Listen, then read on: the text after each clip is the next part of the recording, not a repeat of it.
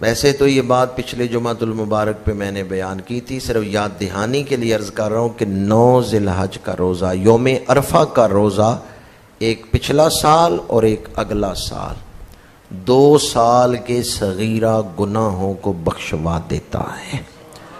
تو آج ہم انشاءاللہ پھر تجدید ارادہ کرتے ہیں کہ یوم عرفہ کا روزہ رکھیں گے۔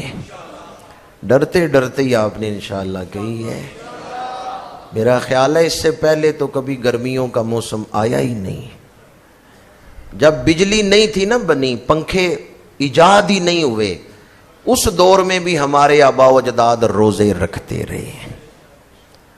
کل ہی ایک دوست ملے، وہ کہہ رہے تھے یہ جو گرمی ہے اس سے تو بس ٹھنڈک ہی دور ہو رہی ہے، ابھی تک تو ہماری ہڈیوں سے ٹھنڈک نہیں نکلی۔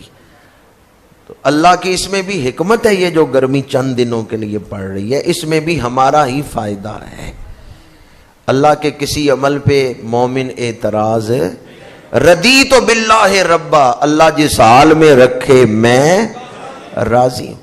جب بجلی ایجاد ہی نہیں ہوئی تھی، پنکھے بنے ہی نہیں تھے اور ٹوٹی کھول کے وضو نہیں کرتے تھے، کنویں سے پانی نکالتے تھے، روزہ رکھا ہوا ہے پانی کھینچ کے وضو کر رہے ہیں، انہوں نے بھی گرمیوں میں روزے رکھے تھے۔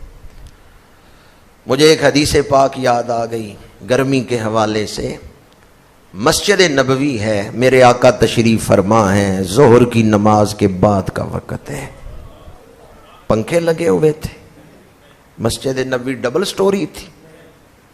جب حضور تشریف فرمایا بس ایک چھت ہے اور اس پہ کھجور کی شاخیں ہیں اور ان سے چھت ڈالا گیا۔ صحابہ کرام حاضر خدمت۔ بعض روایات میں یہ ذکر بھی موجود ہے جب ابھی مسجد نبوی بھی نہیں بنی تھی، ابھی تعمیر ہو رہی تھی، مسجد نبوی نہیں بنی۔ کوئی صحابہ کرام کی روایات میں ہے سب سے زیادہ مشکل تھی ظہر کی نماز، با جماعت بھی پڑھتے تھے اور تپتے ہوئے پتھروں پہ پیشانیاں زمین پہ رکھتے تھے، تپتے ہوئے پتھروں پہ پیشانیاں زمین پہ رکھتے تھے۔ ظہر کی نماز کے بعد حضور تشریف فرما ہے، جہنم کا ذکر ہو رہا ہے، صحابہ کرام حاضر خدمت ہیں۔ ایک صحابی، جوان صحابی اٹھ کے مسجد سے باہر نکلے، گرم ریت پہ لیٹ گئے۔ عرب کی گرمی، عرب کی دوپہر، صحابی ریت پہ لیٹ گئے، تڑپنے لگے۔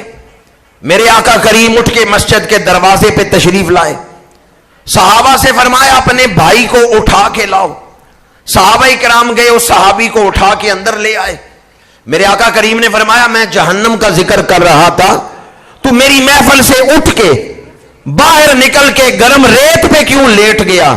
وہ صحابی عرض کرتے ہیں یا رسول اللہ صلی اللہ علیہ وسلم، میں اپنے نفس کو سمجھانے کے لیے گرم ریت پہ آ کے لیٹا، جب ریت سے بدن جلنے لگا، میں تڑپنے لگا، تو میں اپنے آپ کو کہہ رہا تھا دنیا کی گرمی تو تجھ سے برداشت نہیں ہوتی، حشر کی گرمی کیسے برداشت کرے گا؟ دنیا کی گرمی تو تجھ سے برداشت نہیں ہو رہی، تو قیامت کی گرمی کیسے برداشت کرے گا؟